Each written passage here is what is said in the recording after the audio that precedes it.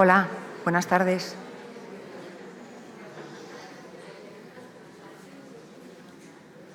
Hola, buenas tardes a todos.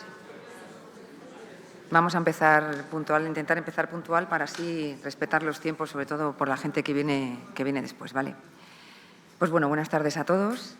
Es un placer dar la bienvenida a los ponentes de esta mesa titulada Retos, desafíos y oportunidades para el trabajo social sanitario en la actualidad, siendo un honor y una responsabilidad para todos nosotros inaugurar la primera sesión de la Mesa del Congreso, que dará lugar a esas primeras reflexiones que iremos construyendo juntos estos días. En esta mesa abordaremos varias experiencias que estoy segura constituyen, como dice el título de este congreso, una práctica avanzada en trabajo social sanitario y que, por supuesto, van a dar respuesta a las nuevas realidades en salud que se nos presentan cada día. Cada ponente dispone de 15 minutos para su exposición y, además, así tendremos luego 20 minutos para que se puedan hacer preguntas u opiniones. Espero que todos nos podamos ceñir al horario. Sin más dilación, paso a presentar a la primera de nuestras ponentes, Verónica Olmedo Vega, diplomada en Trabajo Social, licenciada en Antropología Social y Cultural, máster en Intervención Social en Sociedades del Conocimiento, experta en Mediación Familiar y doctora en Investigación en Ciencias de la Salud. Profesora en el grado de Trabajo Social de la Facultad de Educación y Trabajo Social de la Universidad de Valladolid durante 8 años, actualmente es profesora en el máster de Gerontología de la UNIR y colaboradora en el máster de Trabajo Social Sanitario de la Universidad de Comillas. Fue delegada de Castilla y León de Valladolid de la Asociación Española de Trabajo Social y Salud y, como investigadora, ha publicado artículos en revistas científicas y múltiples exposiciones en congresos nacionales e internacionales. Es miembro del Comité Científico de la revista Espacio, Tiempo y Trabajo Social del Colegio Oficial del Trabajo Social de Murcia. Es miembro del Comité de Ética Asistencial del Servicio Castellano-Leonés de Salud y jefa de la Unidad de Trabajo Social del Hospital Clínico de esta misma provincia. Desde hace 11 años ejerce como trabajadora social sanitaria dedicada a la intervención social con personas con alguna enfermedad neurológica y o daño cerebral sobrevenido y sus familias en el Hospital Clínico de Valladolid, y su exposición versa sobre este último aspecto y se titula La construcción de la identidad del trabajo social en la accesibilidad a la recuperación integral del paciente con daño cerebral adquirido, un enfoque desde la investigación. Pues cuando quieras, Verónica, dispones de 15 minutillos.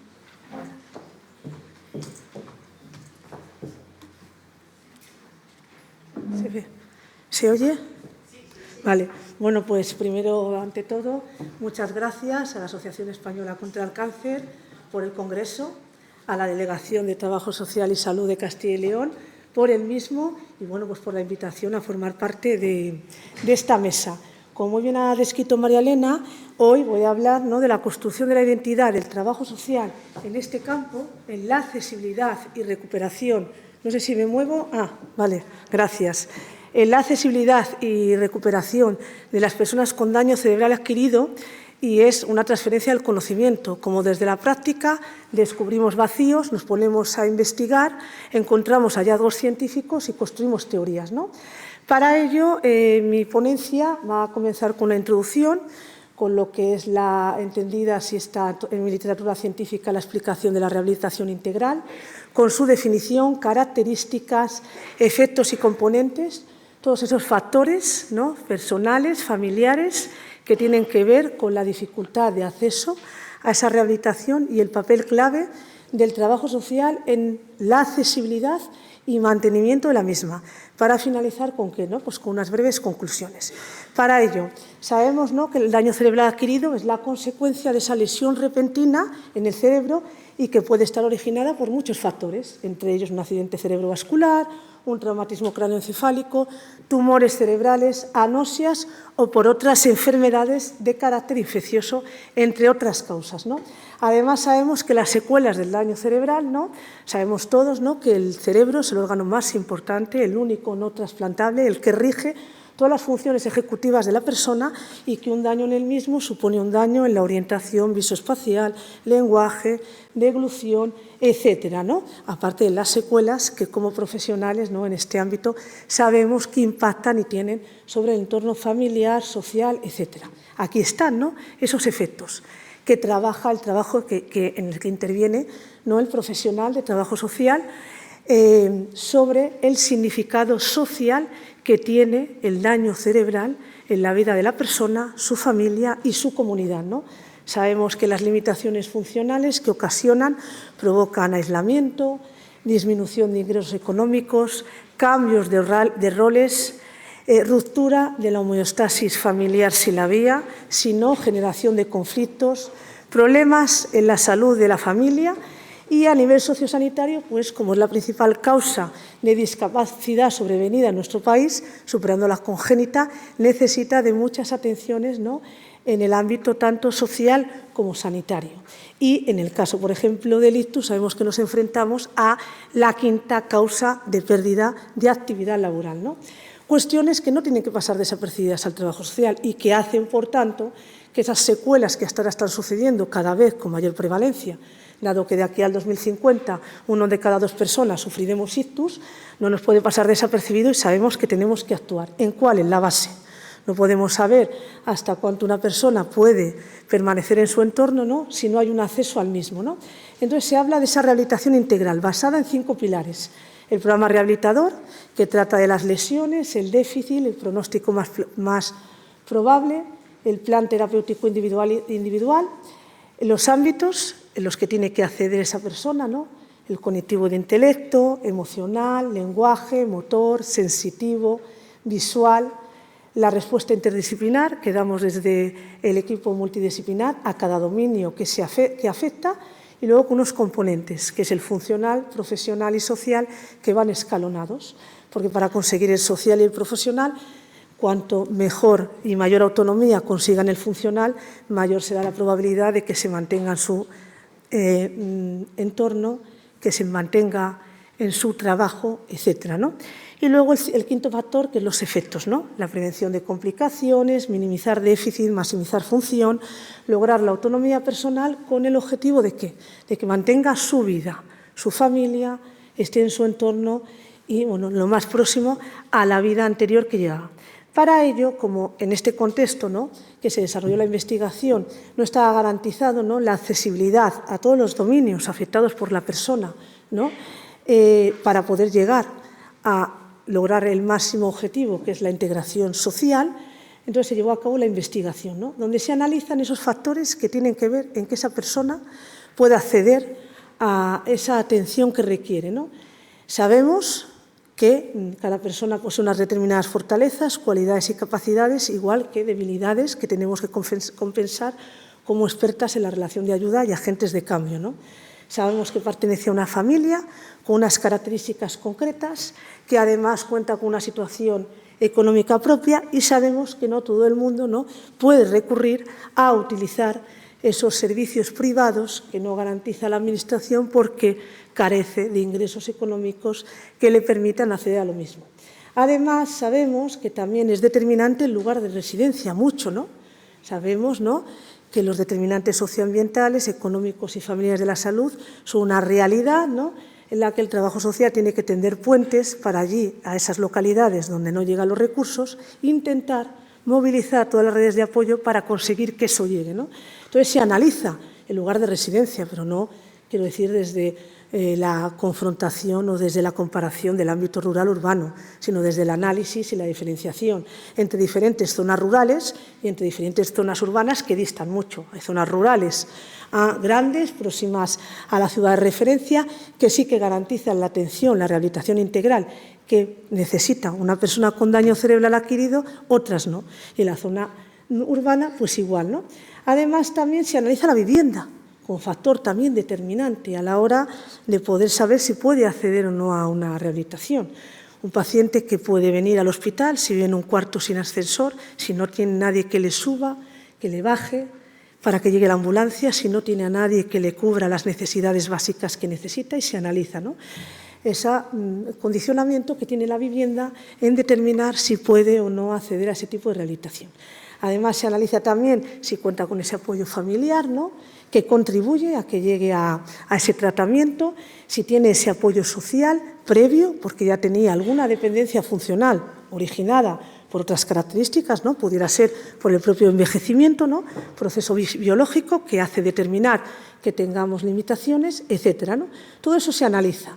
Y entonces se parte de una justificación de la investigación, que es que Hay un problema prioritario en la sociedad que no está resuelto y que es necesario investigar, que dentro del daño cerebral adquirido, el ictus como mayor prevalente, ¿no?, en este daño, afecta a una cuarta parte de la población y que es la principal causa de discapacidad en nuestro medio.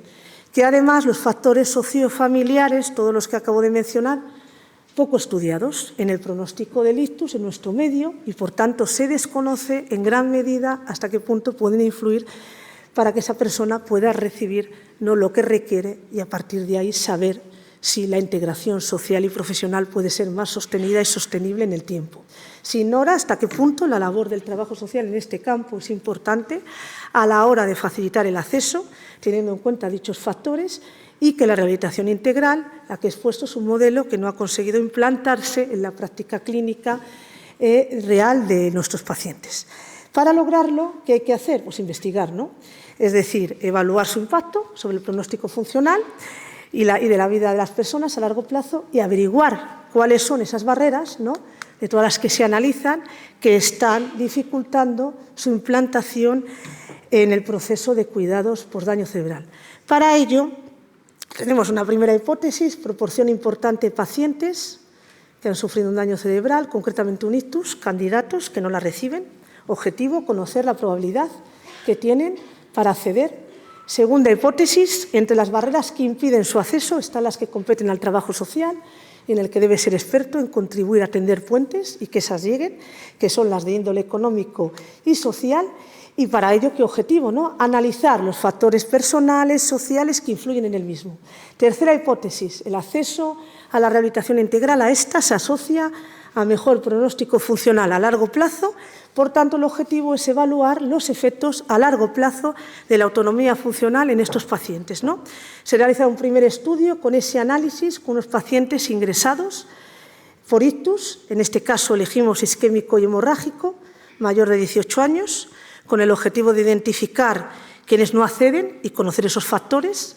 Y en el segundo estudio, que se amplía la muestra, se centra, como quiere ya valorar el impacto, no solo de la accesibilidad, sino además de los que acceden, qué cambio hay en su vida, económica, familiar, social, etcétera, pues se retrotrae a los 2015 y en este caso por ictus isquémico. ¿Por qué? Porque sabemos, ¿no?, que del 100% de las personas que sufren ictus, el 85% es isquémico, el 15% hemorrágico, y la probabilidad de supervivencia en un hemorrágico es menor, ¿no? Como en el segundo estudio valorábamos cómo habían recuperado en estos 5 años, pues ya se eligió el ictus isquémico, ¿no? En el primero, identificar esos factores. Acceso, clave. No puedo saber qué puede ofrecer la persona, no puedo saber si puede mantener su trabajo, su vida, si no se ha dado la oportunidad de acceder.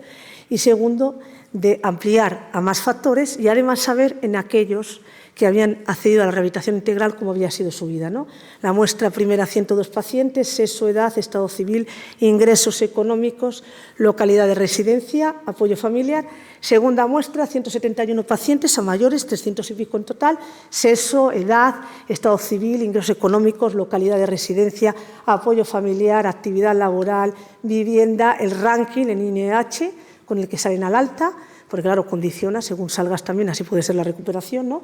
Distancia del centro rehabilitador, modalidad privada, si habían necesitado acudir a la modalidad privada para acceder, y claro, si han tenido que acudir a la modalidad privada, el trabajo social también ha tenido ahí un peso fundamental, porque ha contribuido a ello, ¿no? Y luego el apoyo social. Y luego, pues la recuperación a largo plazo. Que es en el segundo estudio. De 171, claro, a lo largo de 5 años, pues fallecieron, ¿no? Desgraciadamente, 34 personas con 137, donde se evalúa cómo ha sido en los que han accedido su evolución a los 5 años, ¿no?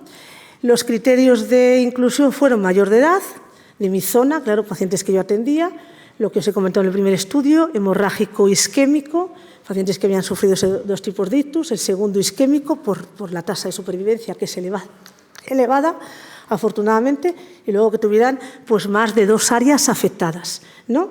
Se hace un protocolo de recogida de datos, una base de datos específicas con todas esas variables, una base de datos de todos los datos clínicos, ¿no?, los informes del neurólogo, rehabilitador, logopeda, todos los profesionales que atienden a la persona en cada dominio afectado, ¿no?, las variables de estudio y la descripción del proceso, ¿no?, y los instrumentos de medida. estos, ¿no? El INIH, la escala modificada de Rankin de los neurólogos, la Gijón, el ADGAR, el Bartel, y luego pues, la entrevista personalizada, ¿no?, que se diseñó para tal efecto. Los resultados pues, se publicaron en los 2 artículos, ¿no?, de la Revista Española de Salud Pública y en Neurología, y entonces los hallazgos que encontramos fueron, primero, en el primer estudio, el acceso a la recuperación integral, pues casi la mitad no accedieron a la rehabilitación integral, casi la mitad. De los que accedieron, pues fundamentalmente, ahora vamos a ver las variables, fueron, ¿no?, y accedieron gracias a la labor del trabajo social en este campo, porque el sistema no garantizaba la atención a cada dominio afectado. Aquí lo vemos, ¿no? Variables que tienen relación, residencia, estado civil, edad, apoyo familiar, localidad, ¿no? En el segundo estudio igual, muy parecido los datos.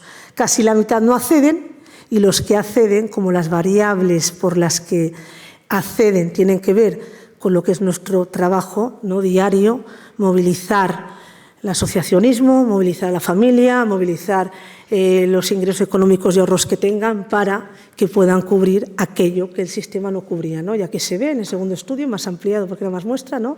Igual, ¿no? Ahora vamos a ver los resultados, ¿no? El lugar de residencia, el ranking, la modalidad privada, clave para aquellos que sí que habían accedido. Había sido clave, si no era por la modalidad privada, imposible poder llegar a tener la rehabilitación que necesitaban. Por tanto, aquí están las conclusiones, ¿no?, una de ellas. Limitado, el acceso ha sido limitado en número e intensidad. Los factores claramente asociados han sido la edad, lugar de residencia, ranking y la modalidad privada. Lo subrayo porque han sido en mayor proporción. Seguidamente, los efectos. Este estudio evidencia cómo la rehabilitación, pues tras el daño cerebral adquirido como el ictus, tiene un impacto pronóstico que mantiene a la persona a largo plazo en una situación funcional, ¿no? Y luego, pues, la labor específica nuestra en este campo, ¿no? La visión integral, la identificación de apoyos y barreras, contribuyendo a 2 cosas, a visibilizar aquellos factores que han impedido que casi la mitad no accedan, pero a conseguir que otra mitad pueda acceder gracias a salvar los obstáculos y las barreras que había a nivel privado. Por tanto, casi la mitad de los pacientes candidatos en nuestro medio no ha logrado entrar y se evidencia la función clave en este campo del trabajo social como lo decía, como profesional que garantiza la atención y salva, disculpad, es que ya quedan pocos minutos, ¿no? Se demuestra que los efectos a largo plazo pues, han contribuido a conseguir una autonomía funcional y que se demuestra que se ha conseguido que la persona no quede dependiente, no quede discapacitada, pueda moverse en su medio. ¿Y ahora qué? ¿Cuál es lo fundamental y de lo que... Ay, perdonad. Es que como ya... ¿Ahora qué? No, ya soy breve, Elena. ¿Ahora qué? Con esta investigación, que no deja de ser la transferencia del conocimiento, yo detecto un vacío en la intervención que estoy realizando, investigo y ahora ¿cómo lo transformamos en la práctica? Garantizar públicamente la rehabilitación integral en Castilla y León, primer paso que se da. Segundo paso, blindar el papel del trabajo social en el Comité Neurorehabilitador para acceso a la rehabilitación integral en nuestra comunidad autónoma. ¿Cómo acceso? Cuando se presentan los datos, desde la gerencia se constituyen obligatoriamente comités de neurorehabilitación donde el trabajo social es el profesional encargado de dirigir esos comités neurorehabilitadores y poder determinar junto con su equipo, esto se implanta en el 2022 después de presentar todos los datos, para que haya comités neurorehabilitadores en las 11 áreas de salud de Castilla y León. Para eso hay que trabajar rápidamente. Se hace una formación específica a todas las trabajadoras sociales de los hospitales para formarlas en este campo específico de neurorehabilitación y contribuir a formar parte de ese comité como profesionales responsables que van a garantizar la atención integral, donde se aportan los conocimientos especializados y relevantes en este campo y, además, como sale la directriz, el trabajador social, desde su enfoque multi e interdisciplinar, tiene que ser clave para construir esos tratamientos y planes de rehabilitación integrales posalta, que finaliza en junio del 2023, ¿no? Aquí finaliza y con ello, ¿no?, pues mis últimas reflexiones, que no dejan de ser hacia dónde vamos, cuáles son, por tanto, nuestra razón de ser y objeto de intervención en un mundo donde todos sabemos que es líquido y globalizado, si somos realmente el trabajo social transformadores o reproductores del sistema, o solo implementadores de políticas sociales o algo más, y nuevos focos, para mí, así lo creo, así lo transmito, revitalizantes, desafían el status quo de nuestra disciplina científica y profesión, que abren pasos a campos emergentes, recogiendo siempre, siempre, siempre las bases de nuestra historia, es decir, con lo bueno del pasado, lo mejor del presente y todo el futuro. Muchas gracias.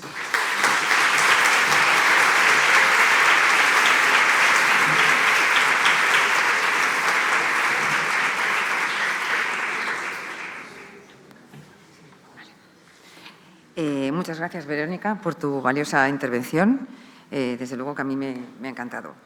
A continuación damos paso a Mamen Olmo Prieto, trabajadora social desde hace 30 años con diplomatura y grado, máster en mediación, experta en resolución de conflictos, experta en cuidados paliativos, neurorehabilitación y una larga lista de formación continuada.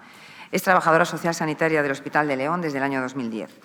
Impulsora y fundadora de diversas asociaciones en León como Prodevi, Amele, Aladus. Es gerente de la Asociación de Pacientes, desde donde promueve servicios y programas como la puesta en marcha de pisos para familiares y pacientes hospitalizados, salas de respiro en las salas de hospitalización y programas de humanización como Ritmo Cardíaco, que es música en el hospital de día, o Tarde de Cine en tu Hospi, cine en pediatría, entre otras iniciativas. Es mediadora familiar y mediadora sanitaria del área de salud de León, miembro de la Comisión de Humanización y miembro del Comité de Neurorehabilitación del Hospital de León. Es profesora colaboradora del Máster del Trabajo Social Sanitario de la UOC y tutora de alumnas de Trabajo Social en Prácticas. Fue delegada de Castilla y León de la Asociación Española de Trabajo Social y Salud y es ponente de múltiples mesas, cursos y congresos. Se define como enamorada de la profesión y defensora de la especificidad del trabajo social sanitario. Implicada e inquieta también por impulsar y crear recursos y servicios de las necesidades detectadas, como la puesta en marcha del servicio de voluntariado en el Hospital de León, o, como el que hoy nos presenta, la eficacia del acompañamiento terapéutico desde el trabajo social sanitario en la atención al duelo perinatal a través de la intervención individual, grupal y comunitaria. Es tu tiempo, Mame. Dispones de 15 minutos. Bueno, muchas gracias primero, Elena, por esta presentación tan cariñosa, porque algo tienes tú que ver que yo esté aquí, porque en un aforo parecido a este, hace años, yo me marché ilusionada porque le dieron un premio a Elena a las buenas prácticas por haber puesto en marcha unos grupos y yo me marché impresionada y diciendo, jolines, qué de cosas podemos hacer desde nuestro sitio y espero que esto también nos pase, ¿no?, en este congreso. Así que gracias, Elena, por esa luz y gracias a la asociación y gracias a la organización del congreso por pensar que esta experiencia pues, puede aportaros algo, ¿no? Os voy a comentar, os voy a comentar una experiencia de acompañamiento terapéutico en duelo desde el trabajo social sanitario en el Hospital de León. Partimos de la base que, bueno, pues la muerte es un concepto que está normalmente bastante oculto, más aún si el fallecimiento es de un niño o es de un bebé. Es verdad que el duelo es una reacción normalizada, es una reacción universal, pero el duelo perinatal tiene unas connotaciones especiales. Es un duelo no elaborado, no visibilizado, no autorizado y, por lo menos en aquella época, sí que complicaba bastante esta patología en las pacientes que veíamos. Yo parto de la base de la definición de Amaya y Tuarte del trabajo social clínico como un proceso relacional que podemos afrontar esos malestares de nuestras pacientes utilizando, por un lado, las propias capacidades y potencialidades de ellas y, por otro, pues los recursos que tengamos en marcha. Lo que quiero transmitiros con esta experiencia es que una experiencia integral, que es nuestra función desde el trabajo social sanitario, pues puede ser muy eficaz, en concreto, en el acompañamiento terapéutico en las mujeres que han sufrido un duelo. Vale, pues, ¿qué objetivos me planteé yo con esta experiencia? Bueno, pues todos los que veis ahí. Mejorar la atención y humanizar la asistencia por los profesionales, visibilizar el duelo, evitando que se hicieran duelos patológicos, orientar los cuidados a las necesidades de cada paciente, de cada pareja, proporcionar información y apoyo emocional durante todo el proceso, potenciar y movilizar las capacidades y recursos personales y crear nuevos recursos que no existían para dar respuesta a las necesidades que habíamos detectado. Bueno, por poneros un poquito en contexto, yo asumo el servicio de obstetricia y ginecología en el año 2010, cuando una de las compañeras se jubila y reorganizamos el servicio. En aquel momento ya la trabajadora social estaba incluida en este tipo de patologías, pero sí es cierto que llamaban simplemente para que la trabajadora social informara de los trámites administrativos y burocráticos que se tenían que hacer pues, cuando había fallecido un bebé. Cosa que yo no entendía, porque si tú en el resto de servicios es el médico quien informa del fallecimiento, no entendía por qué nosotras de estar no estábamos desde el principio del proceso, ¿no? Fijaos qué terminología, que en el año 2013, después de tener yo bastantes discusiones respecto a esto, se crea un protocolo que se denomina manejo de fetos. Manejo de fetos. El protocolo en sí lo único que decía era que, bueno, cuando haya un fallecimiento perinatal o neonatal, avisar a la trabajadora social. Sobre todo era porque se daban casuísticas surrealistas, desde mi punto de vista, como que a las 8 de la mañana de un lunes te daban unas pegatinas que había estado la paciente ingresada el fin de semana, había fallecido el bebé y tú tenías que llamar por teléfono pues, para comentarle que, hombre, que además de lo que había pasado y que nadie le había informado, tenía que hacerse cargo de ese pelio, ¿no? Bueno. Avanzamos en los años. Cierto es que a nivel social, yo creo que no solamente con los duelos, sino con cualquier tipo de enfermedad, hemos pasado de vivirlas de una manera interna a querer visibilizarlas, a querer compartirlas, a querer demandar mejoras. Y eso fue lo que pasó a lo largo de los años, hasta que en el 2017 nos sentamos un grupo de profesionales implicados en el servicio, obstetricia, ginecología, matronas, enfermería, psiquiatría, anatomía patológica, todos los que tenían algo que decir en este tema, hasta dar lugar a la elaboración de una guía de actuación en los casos de muerte fetal intrauterina que ve la luz en el año 2018. En esta guía se explica todo lo que tiene que hacer todos los profesionales implicados, se explica dónde está la sala de despedida, se explica que cuando hay un duelo se pone una mariposita en la puerta para que todo el mundo sepa que hay un duelo. Se explica todo, además del protocolo de intervención del trabajo social sanitario. ¿Qué cuál es? Pues en el momento que hay un óbito fetal, un aborto tardío, cualquier tipo de pérdida neonatal, la trabajadora social sanitaria hace una acogida y un acompañamiento durante todo el ingreso que dure. Pues no solamente como de información de trámites, como en su origen fue, sino ese momento de ventilar emociones, de tomar decisiones, de acompañar y fundamentalmente de iniciar el proceso de duelo. Este es uno de los folletitos que la psicóloga y yo hemos elaborado, que les damos a las parejas cuando se marchan y que fundamentalmente lo que son unas pautas de afrontamiento del duelo cuando cierran la puerta, se marchan a su casa y se quedan solos con el dolor, ¿no?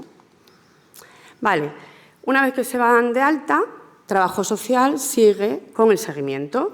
En principio, trabajo social hacemos cada 15 días más o menos al principio un seguimiento y luego al mes y medio y a los 6 meses hacemos coincidir nuestra consulta con la consulta de ginecología y se pasa un screening o escala de duelo que, si en alguno de los dos momentos da una puntuación superior a 90, entonces sí que se hace una derivación a psiquiatría o al equipo de salud mental de referencia.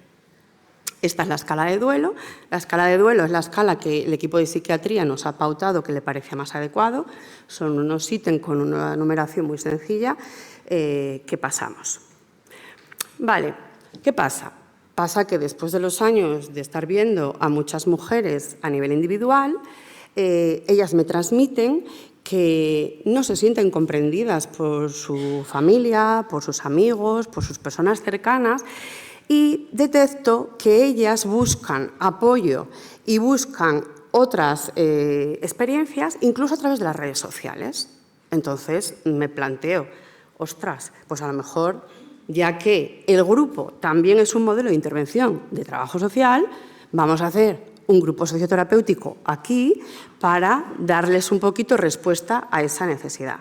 Bueno, pues elaboro un protocolo, elaboro unos grupos que valida mi hospital y los pongo en marcha. ¿Para qué?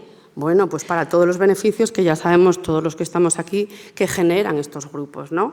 Pues potenciar las habilidades, crear grupos de encuentro, espacios de encuentro, empoderar, trabajar la motilidad, dar respuesta a esa necesidad que ellas estaban demandando y mejorar también las necesidades del sistema, porque en estos grupos también además hay un feedback donde ellas manifiestan, bueno, pues lo que no estaba funcionando tan bien, ¿no?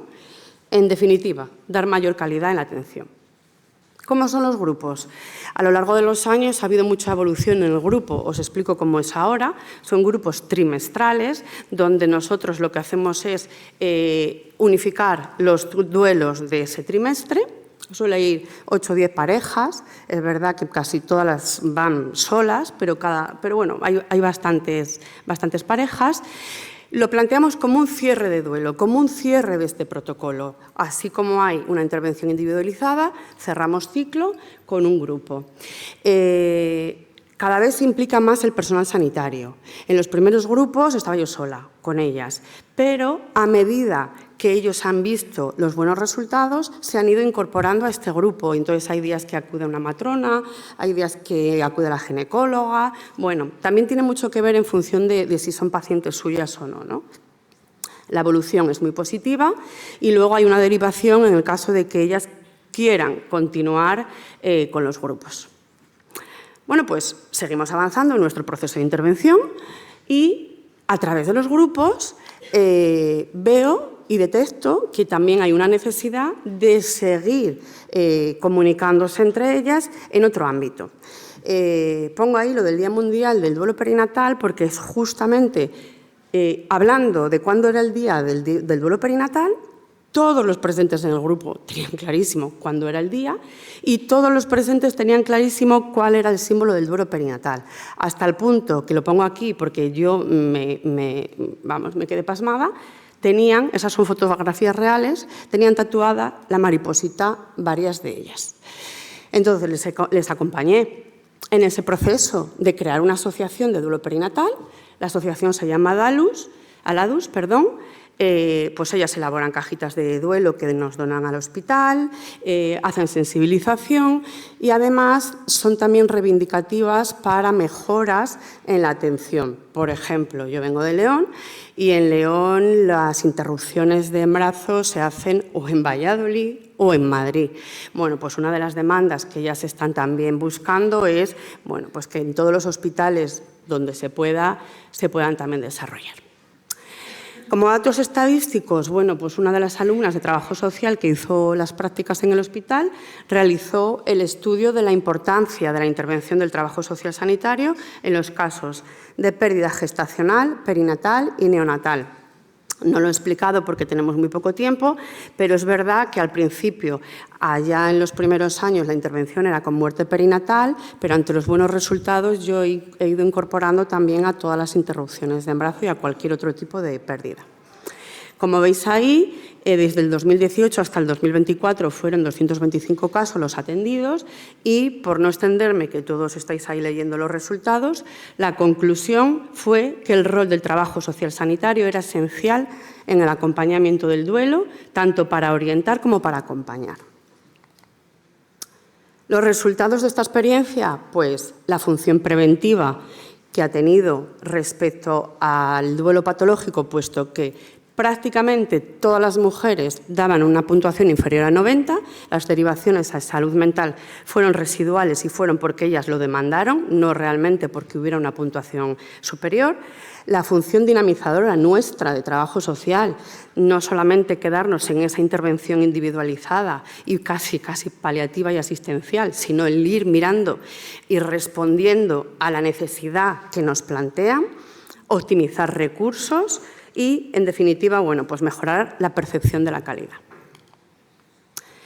Como reflexión, pues yo la reflexión que os traigo es un poco la reflexión que me ha traído. la que os comentaba al principio, que cuando yo me fui con la lucecita de los grupos de Elena, llevarte esa lucecita de este es nuestro trabajo, que a raíz de detectar una necesidad seamos capaces de hacer un estudio y una investigación, podamos trabajar en equipo y generar una guía. A través de la intervención individualizada podemos generar grupos de trabajo y a raíz de ahí se puede crear incluso una movilización social y crear una asociación, hasta el punto de ir al inicio y dar respuesta a esa necesidad que nosotros habíamos detectado en el inicio. Así que os animo a todos y a todas a trabajar de manera integral desde donde estéis. Gracias.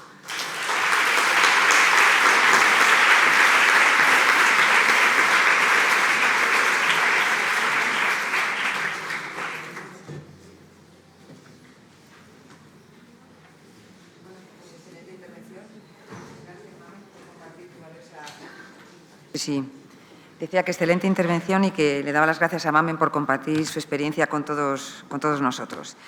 Para continuar con esta mesa recibimos ahora a Ana Isabel Guillén Villanova, trabajadora social sanitaria del Servicio Gallego de Salud desde 1989. Trabajó más de 15 años en atención primaria, ejerciendo desde 2005 en el Hospital Clínico de su ciudad. Desde 2015 es jefa del Servicio de Trabajo Social del Área Sanitaria de Santiago Barbanza, integrando atención primaria, atención hospitalaria y salud mental. Experta en bioética por la Fundación de Ciencias de la Salud, es vocal del Comité de Ética Asistencial de su área de salud y vocal del Consejo de Bioética de la Comunidad Autónoma Gallega, órgano asesor de la Consellería. Hoy nos va a hablar sobre el Servicio de Trabajo Social Sanitario en las instituciones previas, un servicio pionero. Cuando quieras, Ana Isabel. Sí. Quiero pedir disculpas por llegar un poquito tarde. Me equivoqué de Palacio de Congresos y el servicio de taxis de Valladolid es un poquito deficiente. Disculpas aceptadas, sin problema. Esta creo que es. A ver, abre, sí. Ahí está. Muy bien, muchas gracias. Bueno, muchas gracias. En mi presentación voy a hablar sobre cómo iniciamos la información en el registro de los documentos de instrucciones previas en el Servicio de Trabajo Social del Área Sanitaria Santiago Barbanza, cómo fue evolucionando su implantación en esta área, y también haré un análisis del comienzo de las otras 6 áreas de Galicia que, gracias a la perseverancia de las jefas de servicio de trabajo social, con apoyo de sus gerencias, poco a poco han ido ofreciendo la posibilidad de realizarlas no solo en el ámbito hospitalario, que es donde primero surgió, sino también en el ámbito de la atención primaria, consiguiendo así que cada vez esté al alcance de la población, acompañado de su equipo asistencial más próximo. También acompaña a esto una función divulgativa, y tanto a través de asociaciones, a la población en general y a profesionales de diversos ámbitos, también artículos de prensa, radio, etcétera. Bueno, para hacer un poquito un encuadre, voy a decir que un documento de instrucciones previas es un documento mediante el cual, según las diferentes comunidades autónomas, tenemos hasta 7 denominaciones diferentes: manifestaciones anticipadas de la voluntad, declaración,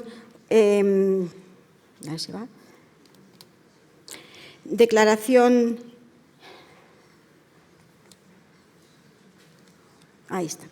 Declaración de voluntad vital anticipada, voluntades previas, expresión anticipada de voluntades o testamento vital. Es un documento legal que una persona mayor de edad, capaz y libre, manifiesta anticipadamente sus deseos sobre los cuidados médicos a percibir y el destino del cuerpo. Donación de órganos para trasplantar a otras personas o para investigación, o incluso donar el cuerpo a la ciencia. Y si desea o no, la prestación de ayuda para morir desde la aprobación de la LORE en el año 2021. Esta se puede formalizar ante 3 testigos, ante notario o ante funcionario habilitado. Es importante también señalar que los documentos se pueden anular, sustituir en cualquier momento. Y, aunque se registra en el registro autonómico de cada comunidad, el registro es de carácter nacional. Bueno, pues ya partiendo de este encuadre, diré que nuestra área sanitaria de Santiago Barbanza tiene una población de 447.783 habitantes con 46 ayuntamientos, donde tenemos 76 centros de atención primaria y comprende parte de la población de 2 provincias, A Coruña y Pontevedra.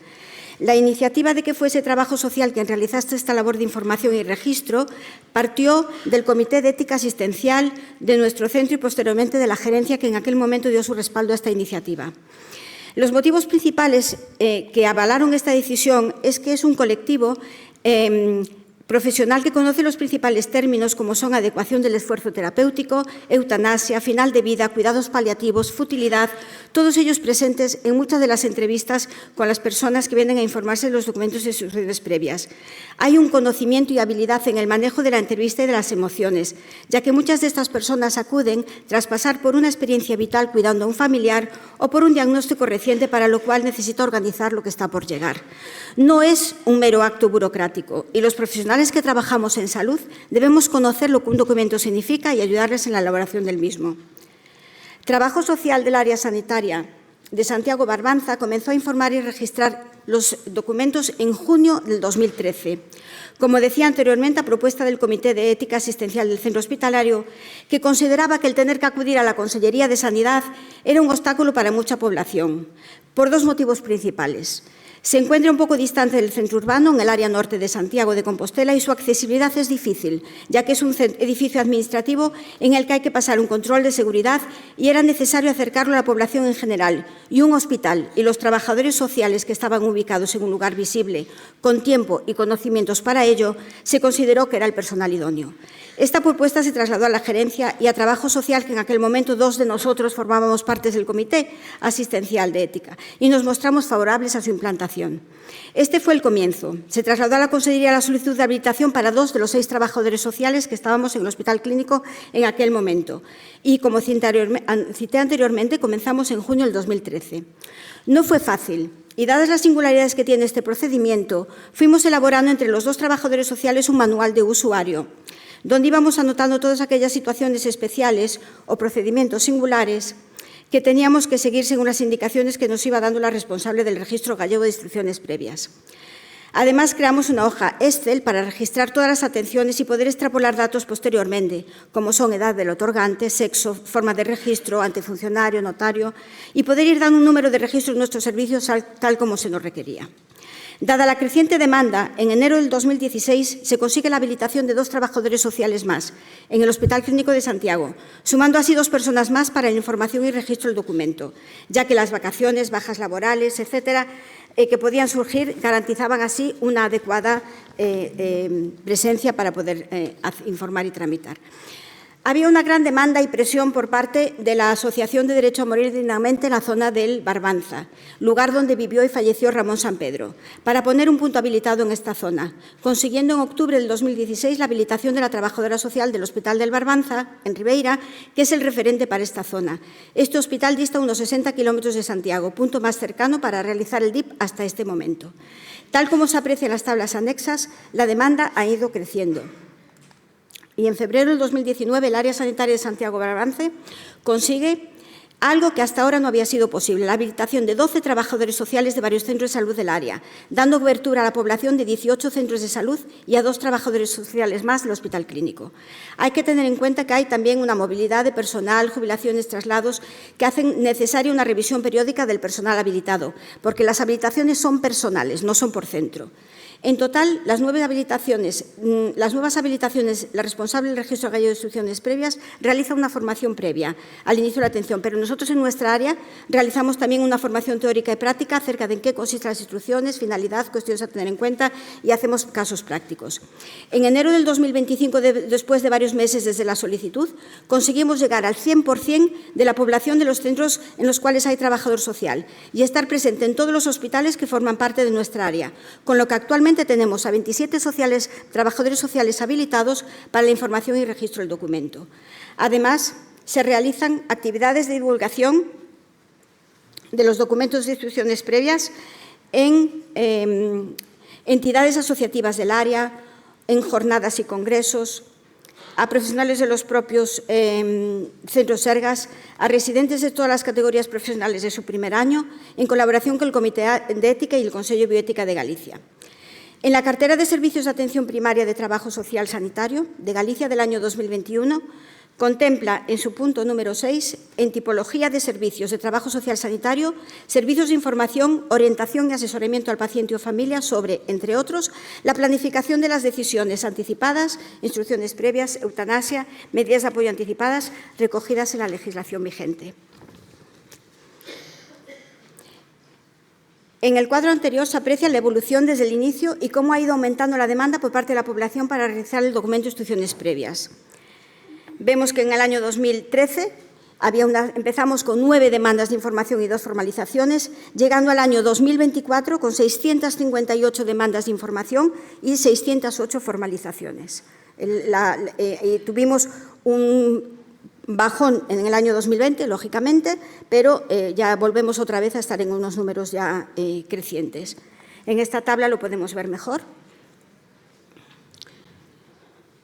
Y en el cuadro siguiente podemos ver cómo ha ido aumentando también el porcentaje entre la gente que acudía a informarse acerca del procedimiento y posteriormente lo formalizaba. La información del documento normalmente la realizamos en 2 entrevistas, ya que consideramos que no es un mero acto burocrático o administrativo, sino que conlleva una reflexión pausada acerca del contenido del mismo. En cuanto al porcentaje de hombres y mujeres, existe una mayor sensibilidad acerca de este tema del colectivo del género femenino, ya que, como apreciamos en este cuadro, casi duplica el número de mujeres frente al de hombres que acudieron a registrar un documento de instrucciones previas. Aquí podemos ver las diferentes unidades habilitadas en nuestra área sanitaria. Como se ve en azul, corresponden al Servicio de Trabajo Social, quien lo lleva. Y ahora pasaré a relatar lo de las 6 restantes áreas sanitarias de Galicia. Galicia cuenta con 6 áreas sanitarias, con 7 en total, aparte de la de Santiago Barbanza: Ferrol, A Coruña C, Lugo, Cervo, Monforte, Pontevedra, Salnés, Vigo y Ourense, Verín, Barco de Valdeorras. En el área sanitaria de Ferrol, sobre el año 2015, se habilitó a un médico que era el jefe de atención al paciente para informar y registrar los documentos de instrucciones previas en esta área, ubicado en el Hospital Arquitecto Marcide. Fue el único punto hasta el año 2021 en que habilitaron a 2 trabajadores sociales de los centros de salud de Puentedeume y Fene. Y en el año 2024 es cuando hay un importante incremento en el número de trabajadores sociales habilitadas correspondientes a los centros de salud de Narón, Caranza, Serantes y en Ferrol Ciudad, el Centro de Salud de Fontenla Maristani. En el área sanitaria de A Coruña C engloba 2 distritos sanitarios, A Coruña y C, distantes entre sí 94 kilómetros. En febrero del 2018, con el apoyo de la Dirección Asistencial, el Servicio de Trabajo Social y la gerencia de esta área, se solicita la habilitación de 8 trabajadores sociales con el objetivo de garantizar mínimo 1 por cada hospital del área sanitaria, que cuenta con 5 hospitales. Esta solicitud de habilitación se aprueba en junio del mismo año, pero tras la formación pertinente no es hasta octubre de este año en que se comienza a atender a la población de una forma paulatina, ya que constituyó un periodo de aprendizaje y difusión para llegar a los ciudadanos y a los profesionales sanitarios. Se elaboraron 3 guías que consisten en guía de instrucciones previas dirigidas a la población y otorgantes, guía dirigida a profesionales y elaboración de procedimiento interno sobre el registro de instrucciones y preguntas frecuentes. En el año 2019 se habilitan 2 profesionales de trabajo social más, una del Centro de Especialidades y a la administrativa del Servicio de Trabajo Social. En el año 2020 llegó la pandemia y con ello la población vio la importancia de tener realizado y registrado este documento, y durante el año 2021 se sigue difundiendo a través de formación de las personas habilitadas. En el año 2022 se solicita ampliación de varias trabajadores sociales habilitadas sin solución, sin resolución, y en el año 2023 se solicita de nuevo ampliación de trabajadores sociales de atención primaria con el criterio de la distancia que existe de los hospitales de referencia, y estos centros son Carballo, Cambre y Betanzos. Se aprueba e inicia la atención en el año 2024. Y en el 2024 se solicita una nueva ampliación de trabajadores sociales, 3 de atención primaria y 2 de hospital. Estas son del área sanitaria de Coruña.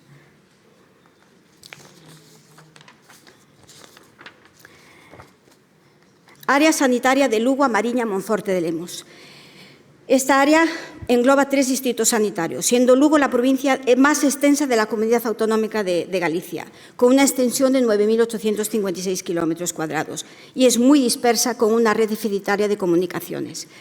La distancia desde Burela hasta Lugo ciudad es de 121 kilómetros y desde las zonas más al sur la media distancia es de 85 kilómetros. Muchos de estos desplazamientos son por zonas de montaña con temperaturas muy gélidas en invierno. Teniendo todo esto en cuenta, no es hasta el año 2025 en que existía solamente una unidad habilitada para el registro de las instrucciones previas en toda la provincia situada en Lugo capital, en la Jefatura Territorial de Sanidad.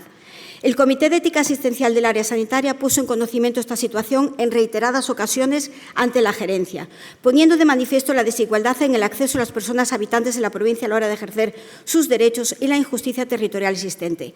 El Consello de Bioética de Galicia también mostró su apoyo en estas reivindicaciones y es por fin en el año 2025 cuando fueron habilitadas 5 trabajadores sociales en los centros de salud de Foz, Burela, Hospital de Lugo, Hospital de Monforte y Centro de Salud de Monforte. Quedaban cubiertas las zonas norte, centro y sur de la provincia. 2 minutos, Isabel. Sí. Además, se abre la posibilidad de realizarlo durante un ingreso hospitalario o ante una intervención quirúrgica programada. Iniciaron en enero del año 2025, no sin reticencias por parte del profesional que hasta ahora estaba habilitado, llegando a cuestionar en un artículo de prensa que los trabajadores sociales estuvieran capacitados para informar y registrar los documentos de instrucciones previas. Área sanitaria de Pontevedra. Esta área también ha tenido muchísimas dificultades para conseguir la habilitación de trabajadores sociales, por causa externa al servicio, pero también por causas internas, ya que aún sigue habiendo profesionales de trabajo social que no ven que sea una intervención que debamos asumir desde trabajo social, quizás por esa parte burocrática que tiene. Con el apoyo de la dirección, especialmente el proceso de soporte, se consigue la habilitación de 3 trabajadores sociales en junio del 2024, pero han comenzado a informar y a registrar en enero del 2025. Están ubicadas en Hospital del Salnés, un hospital comarcal, y con una distancia a la ciudad de Pontevedra de 50 kilómetros, donde estaba la única unidad habilitada. Se han solicitado recientemente 2 nuevas habilitaciones. Área sanitaria de Vigo. En esta área se comenzó con las instrucciones previas en el Servicio de Trabajo Social en el año 2015, con 2 unidades habilitadas, una en el Hospital Mesoeiro y otra en el Hospital Álvaro Cunqueiro, y desde entonces fueron ampliando una más en el Hospital Nicolás Peña y posteriormente a 5 unidades más, con las que hay 8 unidades. Además de los hospitales, una trabajadora social por comarca. También se hicieron una importante tarea de divulgación. Estos son, como ven en azul, donde están llevadas por el Servicio de Trabajo Social. Y después tenemos el área sanitaria de Orense. Las primeras trabajadoras sociales corresponden al año 2017 con 11 unidades, tanto en hospital como en atención primaria, y en el año 2024 se habilitan a 7 más. Actualmente, tras jubilaciones, cuenta con 19 unidades habilitadas. Isabel, tienes que ir acabando. Sí, acabo. Al resumen ya. De 91 unidades habilitadas en Galicia, 83 de ellas son llevadas por trabajo social. Y esto es el cuadro que afecta a Galicia. Actualmente hay 20.104 documentos de instrucciones previas inscritos. Muchas gracias.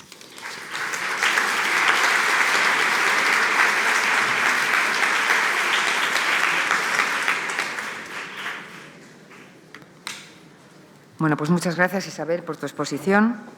Y para finalizar nuestra mesa, contamos con Miguel Ángel Alfaro González, trabajador social sanitario del Servicio Madrileño de Salud. Inició su andadura profesional en un centro de salud de atención primaria en la Comunidad de Madrid, donde ha continuado hasta hace 6 meses, ¿no? Y en la actualidad es técnico de apoyo de la Dirección General de Coordinación Sociosanitaria de la Consejería de Sanidad de la Comunidad de Madrid. Es vocal de la Junta de Gobierno del Colegio Oficial de Trabajo Social de Madrid y responsable y coautor del proyecto de Educación para la Salud, Riesgos en Internet, Adicción, Ciberacoso, Acceso a Contenidos y Nuevos Retos en Salud, tema que va a compartir con todos nosotros. Pues adelante, Miguel Ángel, es tu tiempo.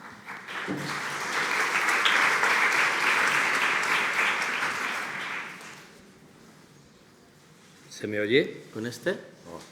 Regular, ahora sí. Yo es que he pedido el micrófono porque me muevo mucho, entonces disculpad. Bueno, ¿de qué vengo a hablaros? Como veis aquí, no soy antirredes, no penséis que en la ponencia va a ir sobre eso. Aquí veis que tengo redes sociales, pero bueno, lo que os quiero contar sobre todo, primero dar las gracias por invitarme y sobre todo a Eva, que es mi jefa de allí de atención primaria, y proponerme estar aquí. Lo que vengo a contar básicamente es un proyecto de educación para la salud que pusimos en marcha ya hace 6 años y que, bueno, la verdad que está funcionando muy bien en la Comunidad de Madrid, en atención primaria, pero quiero que entendamos un poquito qué es este nuevo entorno digital y una nueva práctica social y nuevos retos para nuestra profesión, donde de verdad que tenemos que ser protagonistas, porque me atrevo a preguntaros o levantar la mano simplemente, ¿tenéis móvil todos y todas, no? ¿Redes sociales también o no? Como veis, este entorno está y va a más, no va a desaparecer. Entonces, yo creo que sí que es importante que lo conozcamos y, sobre todo, desgraciadamente, veamos que aparte de todo lo positivo que tiene y todo lo bueno que tiene el entorno digital, desgraciadamente en salud pues estamos viendo problemas, por llamar de alguna forma. Bueno, básicamente, ¿qué son las TIC, ¿no? Que hemos añadido, hasta ahora eran las TIC, hay quien también las llama trico. Yo me quedo sobre todo con esa R, ¿no? Del factor relacional que tienen las nuevas tecnologías, porque creo que ahí es donde nuestro papel como trabajo social es protagonista. Entonces, luego saldrá a lo largo de la presentación la R repetidas veces, ¿vale? Esto lo traigo porque es un estudio último que ha hecho la Fundación de la Mutua Madrileña con la Guardia Civil. Fijaos lo que va a ir trufada toda la presentación dirigida a menores, porque a ese margen de población es donde dirigimos el proyecto, ¿no? Fijaos lo que siente cualquier menor, chico o chica, cuando le entregan su primer móvil. Sobre todo esta parte de aquí abajo, me sentí completo con la sensación de tenerlo todo. Eso es lo que sienten nuestros chicos y chicas cuando acceden por primera vez. Por lo tanto, estamos ante una nueva práctica social, ¿no? Como veis ahí, Echeburúa es un psicólogo que trabaja mucho en este ámbito. Se aprende, se estudia, se trabaja, se divierte y hasta se enamora delante de la pantalla. Esto cuando lo contamos en los institutos y le preguntamos a los chicos y chicas, pues bueno, es así, ¿no? Y es así por esto que vemos, ¿no? Porque a través de las nuevas tecnologías y sobre todo el teléfono móvil y estos dispositivos, pues están desarrollando unas necesidades psicosociales básicas, como son la identidad personal, el me gusto, no me gusto, me gusta mi cuerpo, no me gusta, y también están desarrollando su identidad grupal. Fijaos la importancia que tiene esto, ¿no? Estamos hablando de niños y niñas de 11, 12, cada vez antes accediendo a este tipo de dispositivos. El ser hábil digitalmente, no me detendré a preguntaros, pero creo que a lo mejor nos consideramos algunos más hábiles, otros menos hábiles. Bueno, la verdad que no hay que ser ningún experto en esto, ¿eh? Esto está diseñado para torpes, con un dedo. Hombre, no digo profundizar ya en un uso. Pero ¿por qué traigo esta pregunta? Porque ellos y ellas se creen muy hábiles digitalmente. De hecho, cuando nos cuentan, mi madre y mi padre no tienen idea, yo soy el que maneja todo esto. Esto es peligroso, el creerse tan hábiles digitalmente y otorgarles esta habilidad es peligroso porque generamos una brecha digital entre ellos y nosotros y, bueno, parece que ellos saben ya de todo esto, que no necesitan nada y que cuando tienen problemas pues lo resuelven como pueden. Pero cuando les preguntamos, y os pregunto que si sabemos cuidarnos en este entorno digital, pues ahí ya probablemente empiecen las dudas. Ya no lo tenemos tan claro. Ya no sabemos muy bien. Sabemos que puede haber riesgos, pero ni sabemos identificarlos ni tampoco sabemos cómo abordarlos.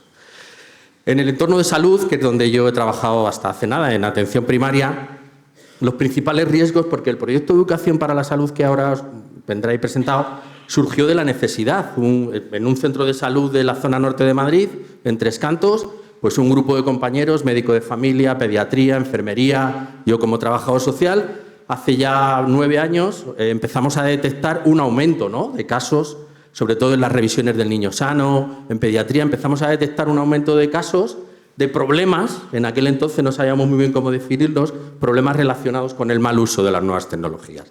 Y entonces los principales riesgos que detectábamos pues son estos, ¿no?, el desarrollo de una posible adicción, cualquier forma de ciberacoso y el acceso a contenidos de todo tipo.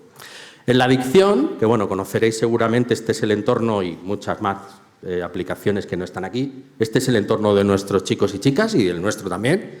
Lo pongo en interrogación adicción porque a día de hoy la comunidad científica todavía estamos ahí discutiendo de cómo definir esto de la adicción. Hasta ahora solo en la CIE 11 aparece un trastorno por videojuegos, ¿no? Pero bueno, todavía estamos ahí y falta evidencia y por eso lo dejo en interrogación. El ciberacoso, que desgraciadamente está de triste actualidad con esta chica de suicidio en Sevilla, El ciberacoso es un problema de salud pública. La OMS, lo que ahora vendrá el doctor Zapata seguramente, en el 2016 ya lo calificó como un grave problema de salud pública. Por lo tanto, es algo que debemos abordar en sus diferentes formas, ¿no? Ciberbullying, grooming, sexting, profundizaríamos, pero bueno, hoy con el poquito tiempo. El ciberacoso me detengo en ello porque genera esta exclusión digital que equivale en este margen de población a la exclusión social. Por eso me atrevo a calificarlo como una nueva enfermedad social, sufrir cualquier forma de ciberacoso. El acceso a contenidos, pues como veis aquí, ¿no? Pornografía, violencia, pues están generando graves riesgos para la salud, ¿no? La edad de acceso a la pornografía se adelanta a los 8 años y se generaliza a los 14. Hay contenidos de todo tipo en red y, desgraciadamente, sin filtro, porque los controles parentales que se utilizan pues los desactivan a partir de los 11 o 12 años en esta habilidad digital que hablábamos antes. No quería dejar pasar también esta diapo, de esta pincelada de lo que estamos detectando del aumento de los casos de ciberviolencia de género. Hay una normalización de conductas entre la población adolescente, sobre todo, que no son normales. Y tenemos que trabajar en desmontarlas, ¿no? Esta normalidad, sobre todo conductas de control, que activa la geolocalización a ver dónde estás. Esto es lo normal, compartir contraseñas, y esto no es normal, no es normal. Por lo tanto, todos estos riesgos que nosotros estamos viendo nos están llevando a detectar, sobre todo entre la población adolescente y los jóvenes, que los datos ahora, como veremos, no son muy halagüeños, esta soledad relacional, ¿no? Que, como veis ahí, se refiere a la ausencia percibida de amistades de calidad. Las redes sociales no nos están dando estas amistades de calidad. Tener 1000 y pico seguidores en redes, que muchas veces es el objetivo de estos chicos y chicas, no te aporta ninguna relación de calidad. Y, por lo tanto, pues falta esta conexión con el grupo y esta ruptura de vínculos. Los datos, como os digo, en menores y adolescentes, pues este es un estudio del 2021 de UNICEF. Fijaos, el 40% de los niños y niñas y adolescentes se sienten frecuentemente o muchas veces solos, y un poco más del 50% expresan sentir bastante, mucha o muchísima tristeza. A veces hablamos de soledad y nos vamos directamente a la población mayor, ¿no? Pues aquí tenemos un problema emergente y con un potencial de crecimiento enorme.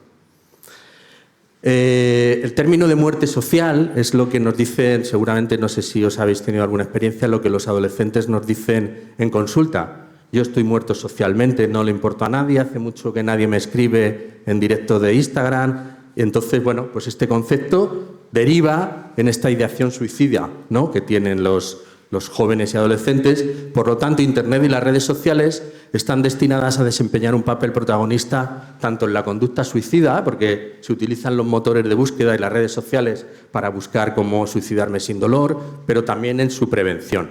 O sea que tenemos que manejar bastante bien este entorno. Por lo tanto, esta frase, que también la saqué de ahí de la UN, no hay salud sin salud social. Es una frase que a mí me gusta mucho, ¿no? Entonces tenemos que trabajar como trabajadores sociales en generar estos factores protectores en este entorno digital, ¿no? Generar este bienestar social, esta inclusión para generar el bienestar digital y generar un uso saludable de las nuevas tecnologías, ¿no? Que se puede y se debe trabajar en ello. Como os decía, ¿qué podemos hacer, no? Pues nosotros, después de detectar todos estos casos que empezaban a venir a consulta, pues decidimos salir del centro de salud e irnos a los centros educativos, institutos, colegios de la zona, a prevenir, a hacer esta intervención comunitaria de educación para la salud, que desde atención primaria es nuestro máximo potencial, ¿no? Entonces, bueno, pues ahí tenéis varios proyectos que están en marcha, sobre todo el de riesgos en Internet.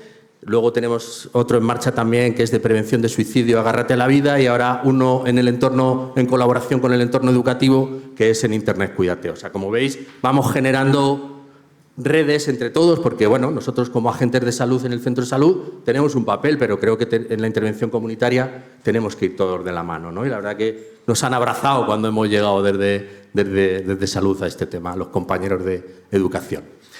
Por lo tanto, pues a día de hoy no hay fármacos que eduquen, que que yo sepa. Entonces, pues como veis, toda la presentación ha estado trufada un poco de nuestro apellido, ¿no? Enfermedad social, práctica social, muerte social. Por lo tanto, yo creo que estamos ante una necesidad de aportar mucho más trabajo social.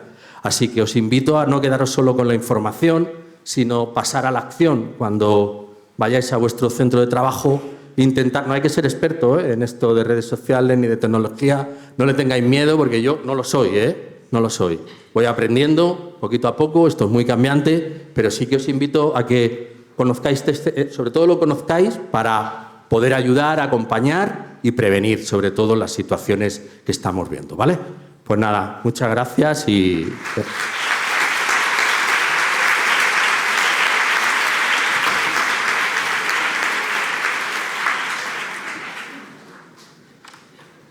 Bueno, pues muchas gracias, Miguel Ángel, por tu interesante y novedosa exposición.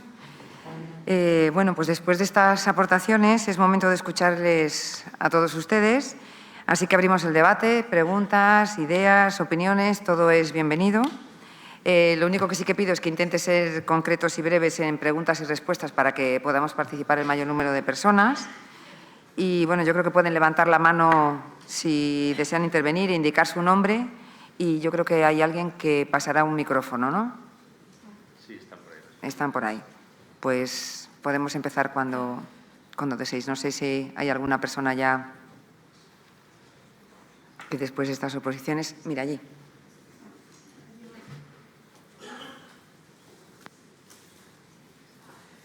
Bueno, buenas tardes. Enhorabuena a todas y al compañero que está...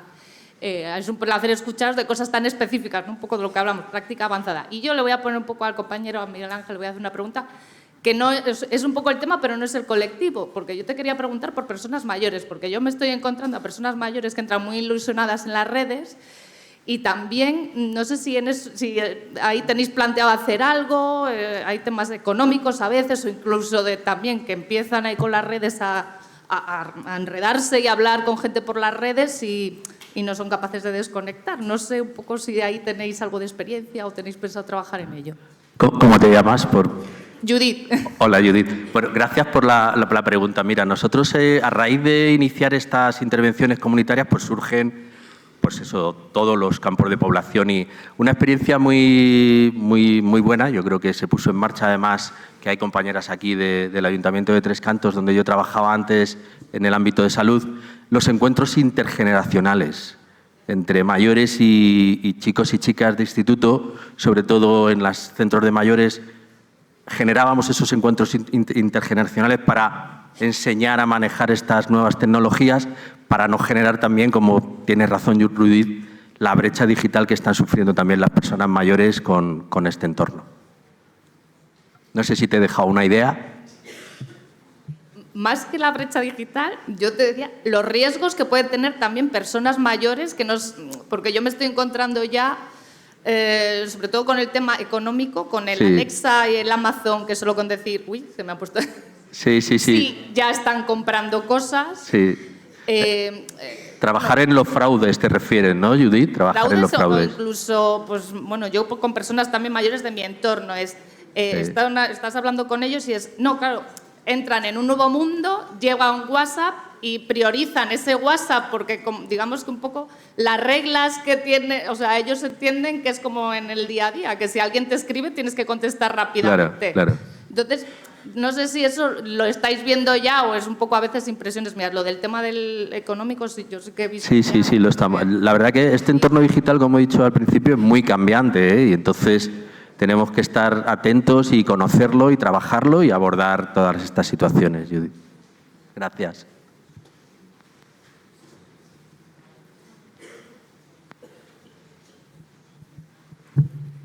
Hola, yo solamente una pregunta, una duda muy pequeñita para Mamen Olmo respecto a ese grupo de duelo perinatal que tiene un carácter quincenal, entiendo que posterior un poco a...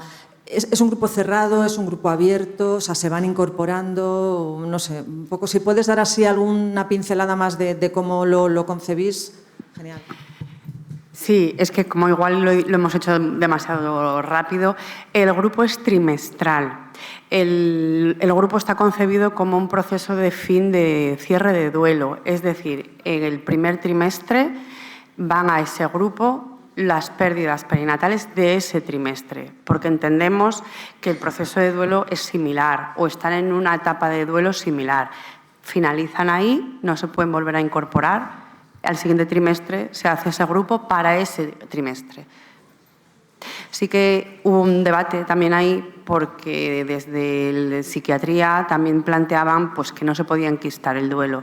Entonces, una cosa es dar un espacio de encuentro que ellas demandaban y otra cosa era hacer del hospital algo que no nos correspondía. Por eso ponía ahí también derivación, y es que hacemos ese grupo como fin de proceso. Si alguna quiere ir a otro grupo, ya será fuera del hospital.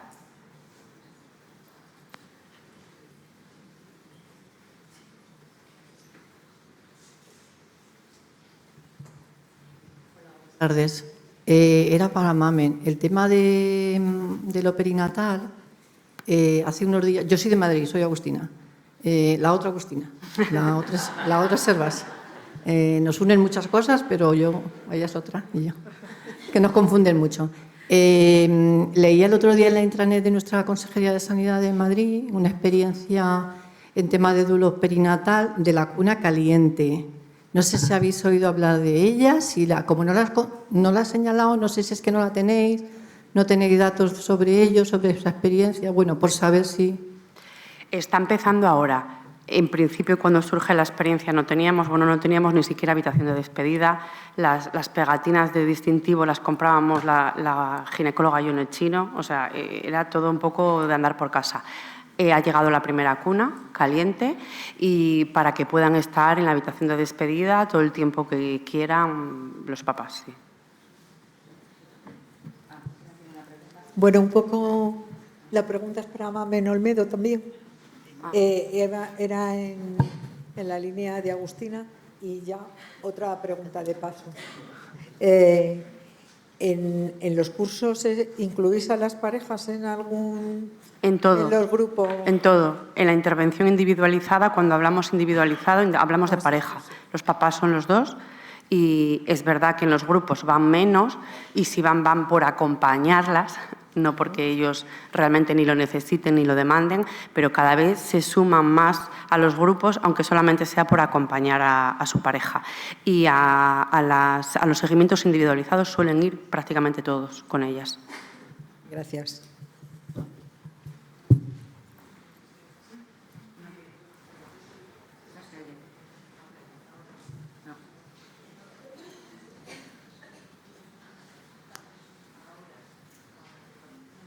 No, bueno, pues entonces... Ahora está. Ya está. Buenas tardes. Yo soy la otra Agustina también.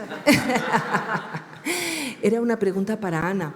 No he entendido bien cuando estabais hablando, cuando se habilita a una trabajadora social. Entiendo que es dentro de la unidad de trabajo social se habilitan las trabajadoras sociales que se consideren y, bueno, dentro del trabajo habitual de la trabajadora social, una de las cosas es hacer el documento cuando es necesario, cuando se hace una cita o cómo es eso. No me he enterado bien. La habilitación es la Consellería de Sanidad la que habilita. No es que nosotros podamos ponernos a informar y registrar los documentos. Tenemos que tener esa habilitación formal por parte de la Consellería, que es... Bueno, pues uno de los problemas externos que tenemos para conseguir esa habilitación. No es siempre todo lo ágil que nosotros queremos que sea.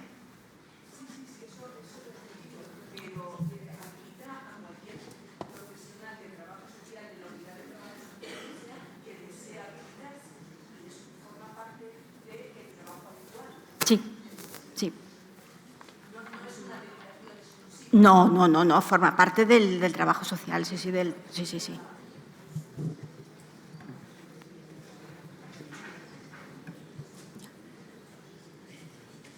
Hola, buenas tardes. Yo era a Miguel Ángel Alfaro. Quería destacar, Miguel Ángel, la importancia de que reivindiquemos nuestro papel, los trabajadores sociales, en el trabajo comunitario. cada vez hay más profesiones que creen que pueden hacer nuestra labor.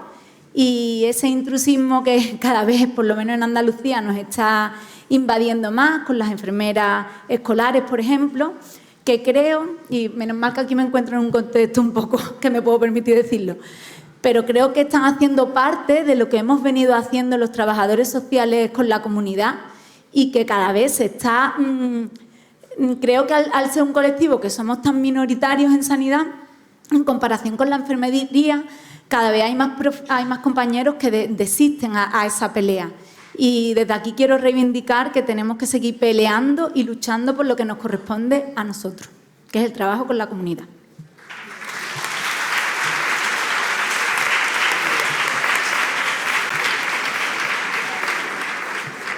Nada, yo estoy de acuerdo contigo, lo único que me gustaría utilizar otros verbos. A mí lo de pelear y eso no, en el equipo no me gusta mucho, ¿no? Entonces, cuando otras profesiones, como enfermería familiar y comunitaria, que es su especialización, hacen, pues no pasa nada porque vayamos de la mano.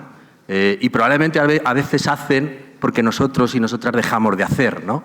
Entonces, yo la palabra pelea no es por contradecirte, no me gusta mucho, pero vayamos de la mano. Yo en esta experiencia hemos ido de la mano con medicina de familia, con enfermería, con pediatría y, bueno, eso yo creo que es lo que enriquece realmente el proyecto, ¿vale?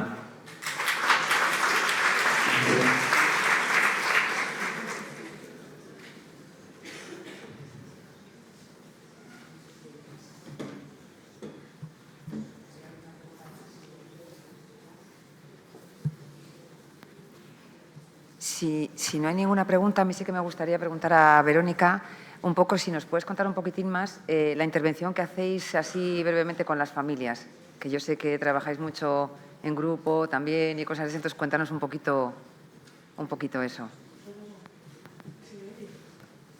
Buenas. Se oye bien, ¿no?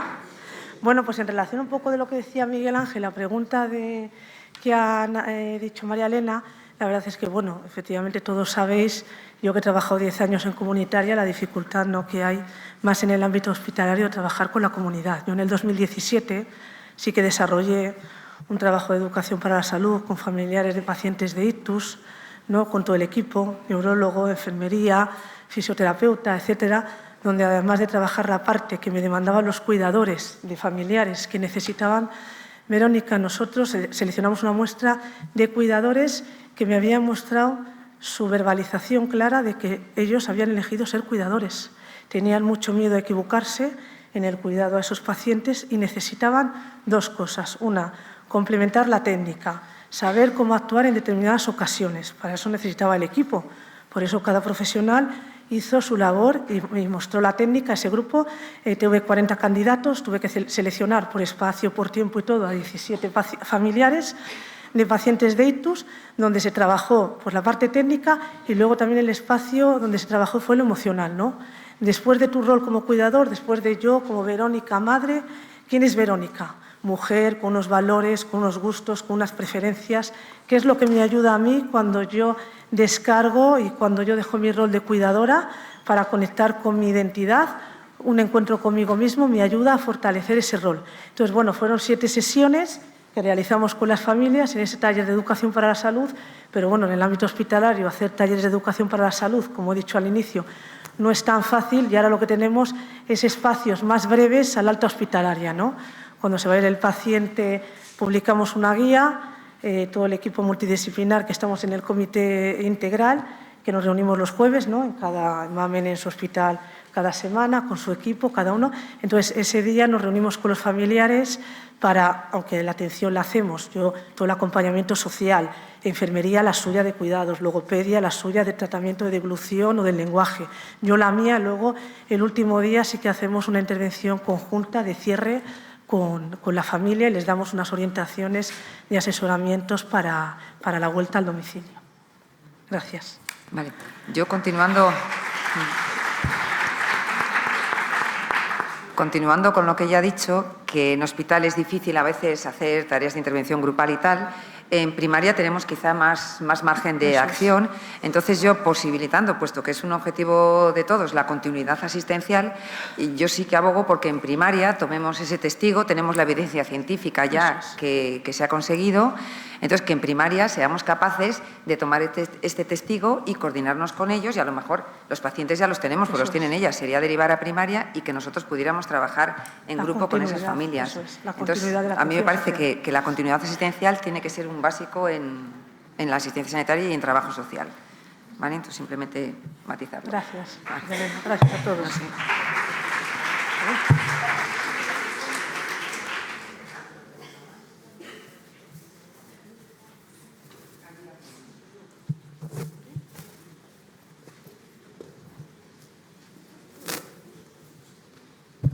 A ver, mi pregunta es para Mamen Olmo. Has dicho que también hacíais grupos de IBE o que os habéis replanteado. Lo que en relación a las interrupciones hemos incluido a las pacientes de interrupción en este protocolo de duelo. ¿En el mismo? Sí, en el mismo, porque ellas, estamos hablando de hospital, no sé en otras comunidades. Nosotros aquí en el hospital realizamos las interrupciones del artículo 15, que son malformaciones, entonces las casuísticas al final y los sentimientos y las emociones eran los mismos. Ajá. Ah, vale, vale. Pero es del artículo 15, ¿eh? Muy bien. Y también quería hacer otra pregunta a Miguel Ángel. ¿Os habréis planteado, como ha sido una coordinación con educación, una escuela de padres porque a veces y de madres? Porque a veces que ellos no gestionan, no saben o no tienen herramientas para otorgar este beneficio a sus hijos digital. No sé, ¿os habéis planteado algo de eso? Mira, agradezco la pregunta porque nosotros cuando diseñamos el proyecto, en principio, claro, la población diana eran los alumnos en aquel entonces de primero de la ESO, que ahora hemos tenido que bajar a quinto y sexto de primaria por el adelanto, ¿no?, del acceso.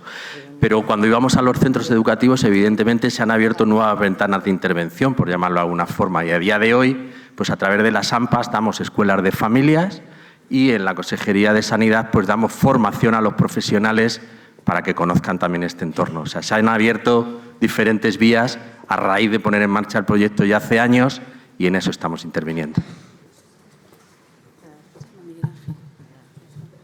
Hola. Yo quería también una última pregunta para Miguel Ángel. ¿Qué conexión tenéis en torno a este tema con lo que sería el Comisionado Regional para la Droga?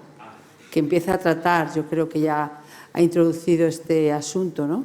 Repíteme la pregunta, por favor, que no. Sí, ¿qué conexión o qué tipo de coordinación tenéis con lo que sería el Comisionado Regional para la Droga o lo que es la red de atención a drogodependientes en la comunidad vuestra en este caso? Porque está introduciendo la dependencia a las máquinas y a las TICs en este asunto. Entonces, no sé si tenéis algún tipo de conexión, coordinación o hay algún tipo de intervención conjunta. Aprovecho que está aquí la otra Agustina. Ella es compañera, está en la Oficina Regional de Salud Mental y Adicciones en la Comunidad de Madrid y sí que se generan líneas conjuntas de actuación y, sobre todo, lo que más me preocupa o nos preocupa profesionalmente, generar recursos de atención. Porque, claro, nosotros en primaria pues prevenimos, detectamos y afortunadamente se están creando recursos de atención especializados de adicciones comportamentales donde ya se incluyen toda la adicción a estas nuevas tecnologías en el Gregorio Marañón, o sea, que se van generando recursos a medida que vamos viendo que este problema yo entiendo que tiene un potencial de crecimiento enorme. Entonces, bueno, pues la coordinación es básica y los recursos. Gracias.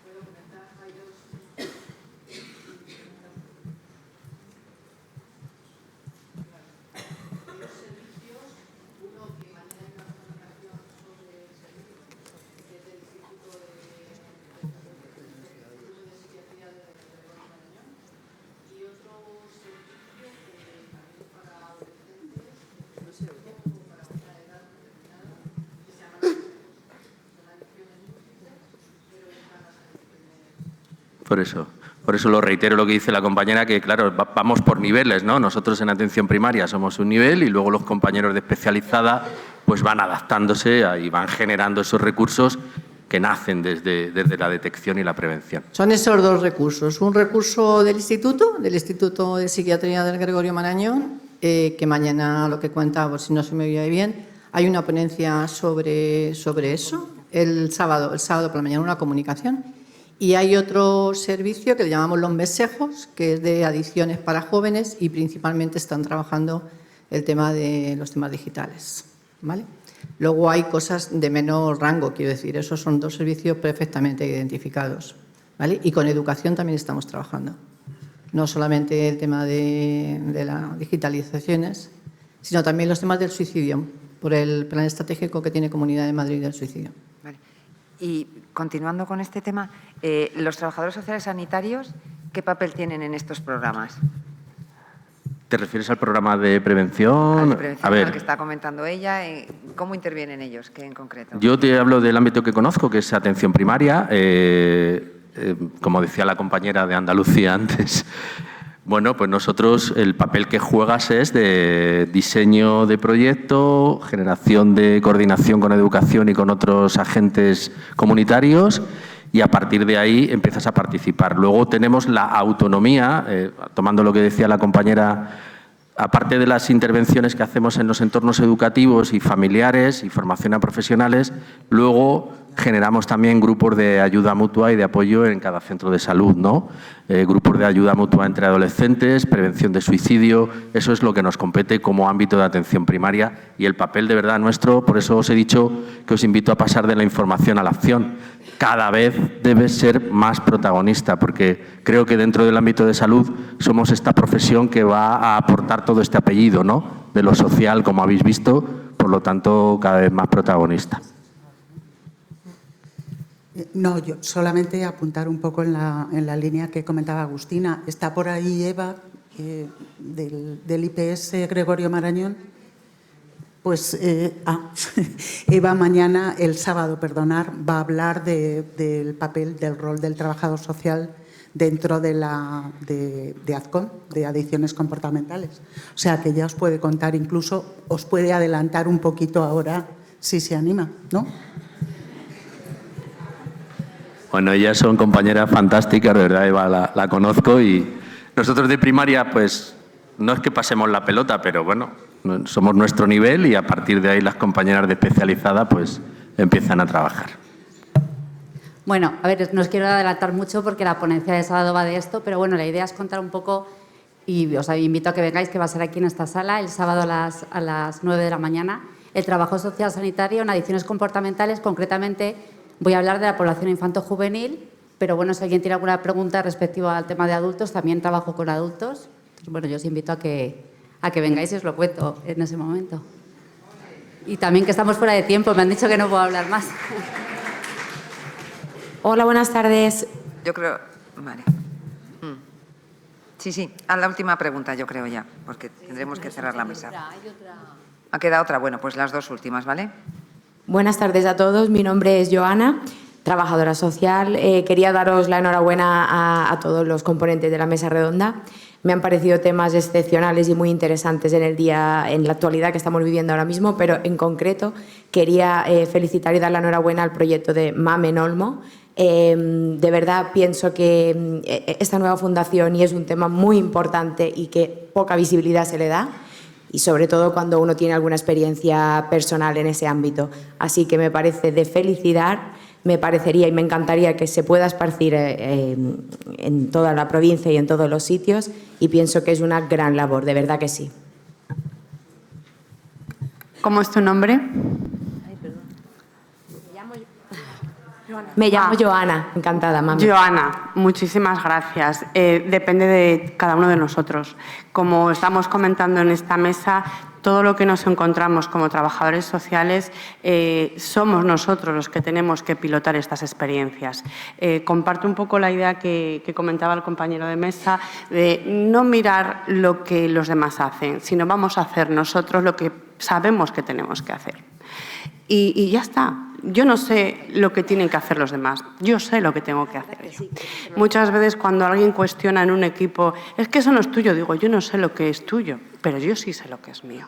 Y cuando tú estás convencido y peleas por ello, la gente se suma al proyecto. Entonces, sea el duelo perinatal, sea cualquier necesidad que detectamos, tenemos las capacidades, tenemos la formación, tenemos que formarnos para cada cosa que tenemos que hacer y ponerlo en marcha. Y para eso estamos, para salir súper motivados de este congreso, como salí yo en su día con Elena y como salí hace 2 años de Coruña. Y yo creo que este es el aforo para entre nosotras nutrirnos y salir con energía y con ganas de poner experiencias en marcha en nuestros lugares de trabajo. Gracias a vosotros.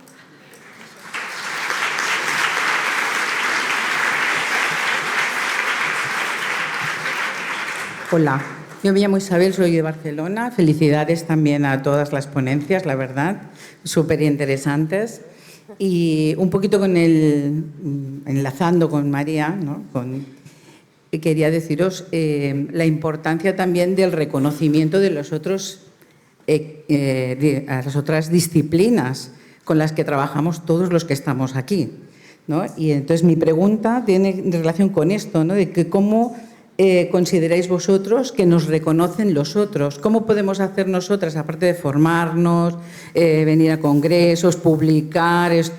Parece que tenemos que demostrar mucho más, ¿no?, a los otros profesionales nuestra valía o nuestro lugar, ¿no? La invasión de otros profesionales, ¿no?, cómo hacen nuestro trabajo o quieren hacerlo, ¿no?, llámenles gestores de casos, etcétera, etcétera. Entonces, ¿cómo vosotros os consideráis vuestros proyectos, ¿no?, que parece que son pioneros? ¿Cómo veis vosotros que os reconocen los otros? ¿O cómo habéis hecho para que los otros os reconozcan todo este trabajo y os posicionan?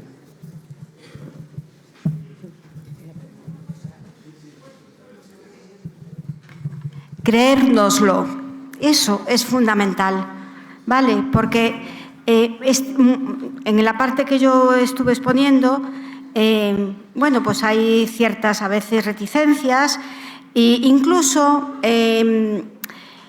tenemos que considerar que nosotros somos capaces de hacerlo, lo que se nos proponga dentro de nuestras disciplinas, dentro de lo que conocemos. Nosotros a veces vienen personal sanitario, médicos, a informarse de los documentos de instrucciones previas y tenemos que informarles de situaciones, de hechos que, hablando con ellos, ellos sabrán terminologías, sabrán... Pero me podéis creer que muchas veces les ayudamos a cumplimentar un documento de instrucciones previas. Cuando creemos que los demás saben hacerlo todo y el trabajo social no sabe, no. Yo creo que debemos de creérnoslo que podemos hacerlo. Muy bien, gracias. Bueno, pues el tiempo... Ya, es que...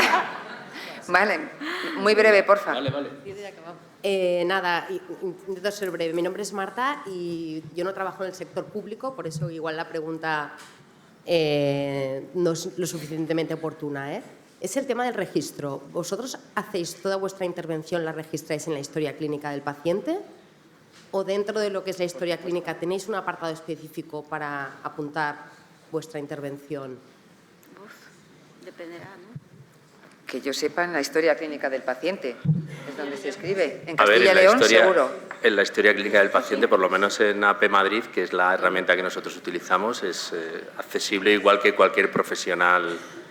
Y sobre todo en intervenciones comunitarias también hay herramientas de registro para educación para la salud y evidentemente todo lo registramos porque si no registramos pues creo que no se ha hecho. Efectivamente. Bueno, pues el tiempo es limitado y no queda más remedio que dar por finalizada esta mesa. Las experiencias compartidas muestran que la intervención profesional se encuentra ante retos emergentes que también constituyen nuestro campo de trabajo. Decir que todas son intervenciones novedosas, pero posibles y realizables, que se pueden exportar a cualquier zona de salud, poniendo de manifiesto los trabajadores sociales sanitarios que poseemos herramientas y conocimientos suficientes como para abordar las problemáticas por diferentes que sean. Y para ello, como conclusión final, es fundamental, en primer lugar, tener una mirada atenta y analítica capaz de identificar nuevos problemas sociales o los que aún están sin abordar. Después, abordarlos con intervenciones innovadoras y valientes, sin miedo a explorar nuevas formas de acción profesional. Y, por último, documentar y sistematizar estas intervenciones, protocolizarlas, no solo para visibilizar el valor añadido de nuestro trabajo, sino también para generar conocimiento, mejorar la práctica, contribuir al desarrollo de la disciplina y compartirlo como hoy aquí. Agradezco de nuevo el trabajo realizado a los ponentes por participar en esta mesa y contribuir al desarrollo y la mejora del trabajo social sanitario. Y muchas gracias a todos los asistentes por vuestra atención e interés. Un aplauso para vosotros.